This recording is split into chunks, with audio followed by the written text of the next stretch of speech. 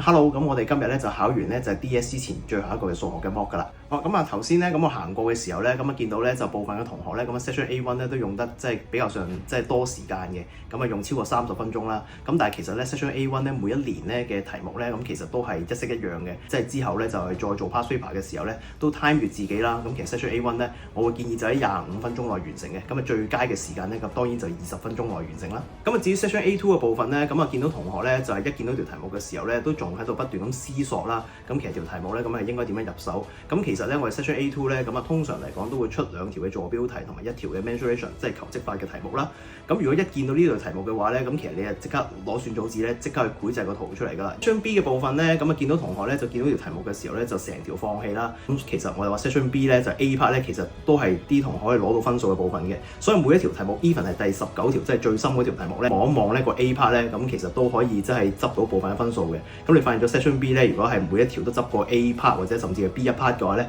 咁啊執下咧，咁其實都有19至20分㗎啦。咁啊，至於 MC 嘅部分咧，咁啊其實咧我哋話公開試每一年咧嘅頭14條咧都係屬於咧就偏淺嘅題目嚟嘅。咁啊呢個咧咁我都建議同學咧就喺10至15分鐘內完成嘅。咁由15題開始咧，就其實開始涉及住咧就係一啲叫做圖像嘅題目啦、求積法嘅題目啦。咁啊跟住仲有就係一啲嘅叫做幾何嘅題目啦。時公開試都係問得幾深嘅，所以如果同學咧一見到咧呢啲題目咧，就如果係卡關嘅話咧，就應該要飛咗去下一條。咁啊之後有時間咧先翻嚟再諗㗎啦。咁啊，最後一個月嘅備試狀態啦，咁我都建議同學咧每朝早咧都係做一份嘅 Section A1 一份 Section A2 啦，同埋夜晚咧就做一份 MC 嘅。咁啊呢個習慣咧主要嚟講就係提升翻咧同學呢一個月咧就係運算嘅速度啦，同埋運算嘅準程度啦。咁啊其實數學科咧就冇大家想象中咁難嘅。咁啊考試加油！